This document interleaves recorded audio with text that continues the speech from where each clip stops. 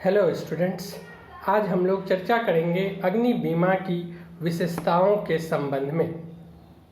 पहला, व्यक्तिगत अनुबंध। अग्नि बीमा की संविदा को व्यक्तिगत अनुबंध के समान प्रभावित माना गया है। कहने का तात्पर्य है, इस प्रकार के अनुबंध में व्यक्ति के द्वारा बीमा करा लिए जाने के पश्चात यदि बीमित वस्तु को विक्रय किया जाता है, हस्तांतरित किया जाता है, तो इस प्रकार के किए गए हस्तांतरण या विक्रय में बीमा पत्र स्वतः हस्तांतरित नहीं होता है, विक्रय नहीं होता है। इसके लिए क्रेता की स्वीकृति आवश्यक होती है और क्रेता द्वारा अस्वीकार किए जाने की स्थिति में क्रेता के द्वारा, क्रय किए जाने वाले व्यक्ति के द्वारा या हस्तांतरण में प्राप्त किए जाने वाली वस्तु के संबंध में हस्तांतरिती द्वारा उस बीमित वस्तु के संबंध में पुनः अग्नि बीमा कराना आवश्यक होता है। दूसरा, अंतरिम बीमा पत्र। धारक के द्वारा लिए जाने वाले बीमा के संबंध में कंपनी के द्वारा मूल बीमा पत्र जारी किया जाता है। मूल बीमा पत्र ही बीमा अवधि के लिए एक प्रमाणित प्रपत्र माना जाता है। धारक के द्वारा प्रस्ताव पत्र के साथ प्रतिफल दे दिए जाने के पश्चात मूल बीमा पत्र जारी होने से पूर्व, जिसमें कंपनी के अधिकृत पदाधिकारी के द्वारा हस्ताक्षर सहित जोखिम प्रारंभ होने संबंधित तिथि तथा जोखिम के समाप्त होने संबंधित तिथि अंकित कर प्रमाण पत्र जारी किया जाता है। और इस मूल प्रमाण पत्र के जारी होने से पूर्व एक आवरण पत्र जारी किया जाता है, जिसे अंतरिम बीमा पत्र के नाम से जानते हैं। प्रतिफल की प्राप्ति के पश्चात और मूल बीमा पत्र प्राप्त होने से पूर्व यदि बीमित वस्तु में क्षति होती है, तो इस प्रकार की क्षति की पूर्ति कर्ता के द्वारा अंतरिम बीमा पत्र में निहित किए गए शर्तों के आधार पर किया जाता है और मूल बीमा पत्र की प्राप्ति होने के साथ अंतरिम बीमा पत्र स्वतः समाप्त माना जाता है। अर्थात अंतरिम बीमा पत्र की वैधता मूल बीमा पत्र के जारी किए जाने के समय तक ही मानी जाती है। तीसरा, जोखिम प्रारंभ होना।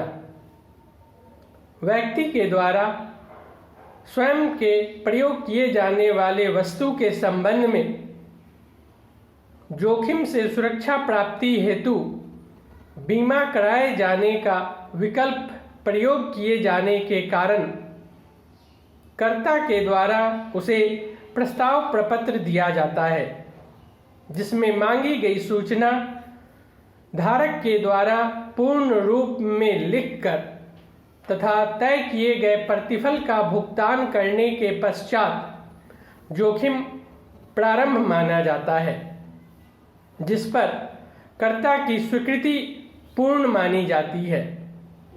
और कभी कभी किसी विशेष परिस्थिति में कर्ता के द्वारा बिना प्रतिफल प्राप्त किए मूल बीमा पत्र जारी कर दिए जाने पर धारक के हित के अधीन जोखिम प्रारंभ माना जाता है। तीसरा, एक से अधिक बीमा पत्र होने की स्थिति में धारक के द्वारा स्वयं के प्रयोग किए जाने वाले वस्तु के संबंध में वस्तु एक है, धारक एक है, लेकिन भिन्न भिन्न कंपनियों से पॉलिसी लेने की स्थिति में भविष्य में होने वाली घटित घटना के परिणाम स्वरूप उत्पन्न होने वाले जोखिम के संबंध में क्षतिपूर्ति का विकल्प धारक को एक से अधिक प्राप्त होता है, लेकिन अग्नि बीमा की संविदा क्षतिपूर्ति की संविदा होती है। अर्थात वस्तु में जितना क्षति होगा उतना ही क्षतिपूर्ति की जाएगी।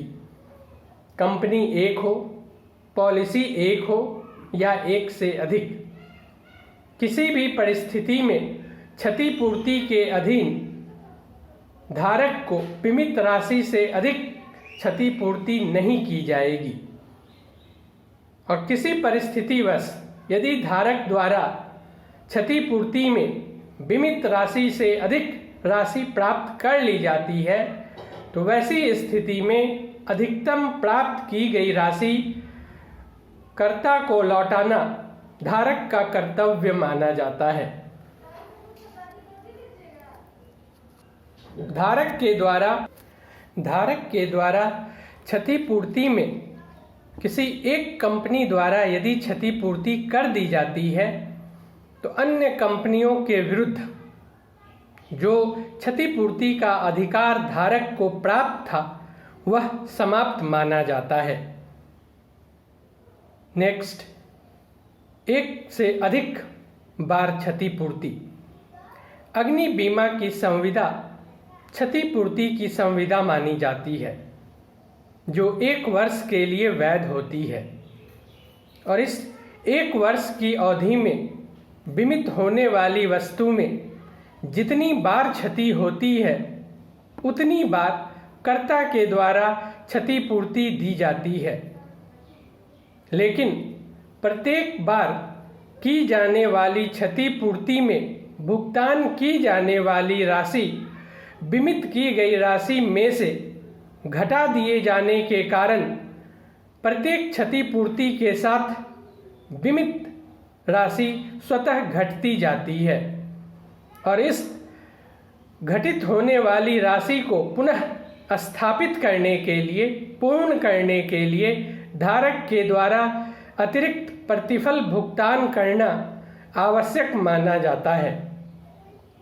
जिससे भविष्य में घटित होने वाली घटना के फलस्वरूप जिस संभावना का आकलन करते हुए पॉलिसी ली गई थी उसे पुनः प्रभावशाली किया जा सके, प्रभावी बनाया जा सके, जिससे जोखिम उत्पन्न होने पर कर्ता के द्वारा उस जोखिम से उत्पन्न होने वाली क्षति की पूर्ति प्राप्त की जा सके। इसके बाद अग्नि बीमा के संबंध में वैधता 1 वर्ष मानी गई है। क्षतिपूर्ति की संविदा है, क्षति होगी तो पूर्ति की जाएगी, क्षति नहीं होगी दिया गया प्रतिफल कर्ता को रख लेने का अधिकार होता है। किसी भी परिस्थिति में कर्ता के द्वारा बीमित राशि से अधिक क्षतिपूर्ति नहीं की जाती है। अग्नि से क्षति होने पर भुगतान। धारक के द्वारा ली गई अग्नि बीमा पॉलिसी के अंतर्गत बीमित वस्तु में क्षति होने पर अग्नि बीमा के द्वारा क्षति की जाती है, लेकिन कभी कभी परिस्थिति विशेष होने पर बीमित वस्तु में क्षति किसी अन्य घटना के द्वारा होने की स्थिति में निकटतम कारण क्षति का आग होने पर या आग से बचाव के कारण वस्तु क्षतिग्रस्त होने की स्थिति में अग्नि बीमा के द्वारा ली गई पॉलिसी के अधीन कर्ता के द्वारा क्षतिपूर्ति की जाती है। अर्थात आग के द्वारा प्रत्यक्ष रूप में की गई क्षति और दूसरा किसी अन्य घटना के अधीन होने वाली क्षति में निकटतम कारण आग होने से पुनः क्षतिपूर्ति प्राप्त करना, ये अग्नि बीमा पॉलिसी के अधीन क्षतिपूर्ति का दायित्व निर्वहन कर्ता द्वारा किया जाता है। इस प्रकार अग्नि बीमा के संबंध में हम लोगों ने पॉलिसी के संबंध में, शर्तों के संबंध में तथा विशेषता के संबंध में चर्चा किया। साधारण बीमा निगम के अधीन जारी की जाने वाली पॉलिसियों में समुद्री बीमा, अग्नि बीमा तथा विविध बीमा आती है। अब हम लोग देखेंगे विविध बीमा के संबंध में, जिसके अधीन आज हम लोग चर्चा करेंगे वाहन बीमा के संबंध में। वाहन बीमा अर्थात व्यक्ति के द्वारा सार्वजनिक स्थान पर चालित किए जाने वाले वाहन के लिए मोटर वाहन बीमा अधिनियम 1988 के प्रावधानों के अंतर्गत अनिवार्य रूप में लिए जाने वाले पॉलिसी को वाहन बीमा कहा जाता है। इस प्रकार की ली जाने वाली पॉलिसी के अधीन बीमित वाहन के दुर्घटनाग्रस्त होने की स्थिति में कर्ता द्वारा वाहन में हुई क्षति, वाहन के द्वारा तीसरे बाहरी व्यक्ति को शारीरिक क्षति, उसकी मृत्यु की स्थिति में तथा उसके किसी अन्य संपत्ति को होने वाली क्षति की पूर्ति का दायित्व निर्वहन किया जाता है। साधारण बीमा निगम की 4 समनुषंगी कंपनियों द्वारा समान प्रतिफल के दर पर वाहन बीमा का कार्य संपादित किया जाता है, जिन्हें National India Insurance Company Calcutta, New India Insurance Company Mumbai, Oriental Life Insurance Company New Delhi तथा United India Insurance Company Chennai के नाम से भी जाना जाता है। वाहन बीमा के शर्तों को तैयार करने का दायित्व अखिल भारतीय प्रशुल्क सलाहकार समिति द्वारा पूर्ण किया जाता है। वाहन बीमा के अधीन 3 प्रकार की पॉलिसियां जारी की जाती हैं। केवल अधिनियम बीमा पॉलिसी, दूसरा तृतीय पक्षकार बीमा पॉलिसी और लास्ट व्यापक बीमा पॉलिसी। केवल अधिनियम बीमा पॉलिसी वह बीमा जो मोटर वाहन बीमा अधिनियम 1988 के प्रावधानों के अंतर्गत लिया जाता है। कानूनी प्रावधानों के अंतर्गत लिए जाने के कारण इसे केवल अधिनियम बीमा कहा जाता है। इस प्रकार की पॉलिसी के अंतर्गत बीमित वाहन के दुर्घटनाग्रस्त होने पर बाहरी व्यक्ति को होने वाली शारीरिक क्षति तथा मृत्यु की स्थिति में कर्ता द्वारा क्षतिपूर्ति प्रदान की जाती है। शारीरिक क्षति और मृत्यु की स्थिति में भुगतान किए जाने के कारण इस प्रकार की पॉलिसी में धारक द्वारा दिया जाने वाला प्रतिफल काफी कम होता है। कर्मकार क्षतिपूर्ति अधिनियम 1923 के अधीन कर्मचारियों को होने वाली शारीरिक क्षति या मृत्यु के संबंध में दायित्व निर्वहन सरकार के द्वारा किया जाता है। कर्मचारी के द्वारा वाहन स्वयं चलाए जाने के समय में या कर्मचारी को वाहन से आते या ले जाते समय वाहन के दुर्घटनाग्रस्त होने की स्थिति में होने वाली शारीरिक क्षति या मृत्यु के संबंध में क्षति की पूर्ति का दायित्व कर्ता द्वारा पूरा किया जाता है। दूसरा, तृतीय पक्षकार बीमा। यह बीमा केवल अधिनियम बीमा से कुछ अधिक व्यापक माना गया है। इसमें बीमित वाहन के दुर्घटनाग्रस्त होने पर अन्य पक्षकार को शारीरिक क्षति या मृत्यु के साथ उसकी संपत्ति में भी हानि होती है।